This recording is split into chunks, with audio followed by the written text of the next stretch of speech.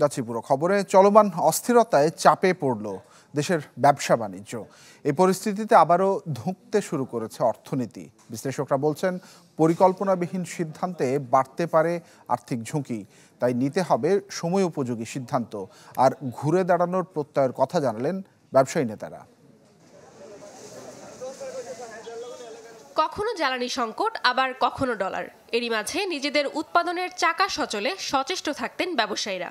প্রায় 4 দিন অপ্রীতিকর পরিস্থিতির জন্য থমকে যায় দেশ, যাতে থমকে যায় উৎপাদনের চাকাও, যার সুস্পষ্ট প্রভাব পড়ে পুরো আর্থিক খাতে। ধীরে ধীরে পরিস্থিতি স্বাভাবিক হলেও পূর্ণতা আসেনি। এক প্রকার জোড়াতালি দিয়েই শুরু হলো ব্যবসার সকল কার্যক্রম। থমকে যাওয়া অভ্যন্তরীণ ও আন্তর্জাতিক বাণিজ্যে গতি ফেরাতে সময়ের প্রয়োজন। ক্ষত কাটিয়ে কতটা প্রস্তুত অর্থনীতি? বিশ্লেষকরা বলছেন, পরিকল্পনাহীন সিদ্ধান্ত নিলে বাড়বে আর্থিক দুশ্চিন্তা। সরকারের সদিচ্ছাটা হচ্ছে সবচেয়ে বড় উপাদান। সেটা রিফর্মের ক্ষেত্রেও যদি আমরা সেই পরিবেশ সৃষ্টি করতে না দিই, আমাদের রাজনীতি যদি সেটাকে অ্যালাউ না করে, তাহলে কিন্তু দেশ এগোতে পারবে না। এবং দেশে বিনিয়োগের যে পরিবেশের কথা আমরা বলছি, সেটাও হবে না। রাজনৈতিক স্থিতিশীলতা যদি ফিরে না আসে, তাহলে ইকোনমিক পলিসি দিয়ে আপনি খুব একটা কিছু করতে পারবেন না। যে একটা সংঘাতপূর্ণ পরিস্থিতির মধ্যে দিয়ে অর্থনীতি গেল এবং একটা লকডাউনের মধ্যে দিয়ে গেল, সেটার ফলে যেই স্কার্সগুলো, যে ক্ষতগুলো হয়েছে, সেগুলোর দিকে তো মনোযোগ দিতে হবে। সাম্প্রতিক ঘটনায় বিদেশি বিনিয়োগ প্রবাহে দেখা দিতে পারে নেতিবাচকতা।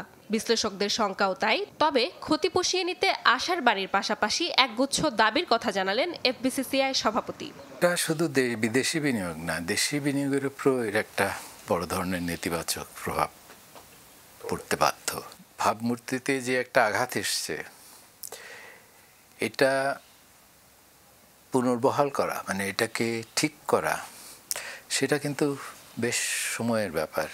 আহ্বান জানিয়েছি প্রত্যেকটা ব্যাংকে যেন তারা এই চলমান পরিস্থিতিতে যাদের ব্যাংক ইন্টারেস্টটা এবং কিস্তিটা যাতে তারা লোনটা না নেয়, ইন্টারেস্টটা না নেয়, এবং সময়টা যাতে তাদের বৃদ্ধি করে দেয়। আর্থিক খাতের শৃঙ্খলা ফেরাতে কালক্ষেপণ না করে জরুরি ভিত্তিতে সংকট সমাধানের কার্যকরী পদক্ষেপের তাগিদ খাত সংশ্লিষ্টদের।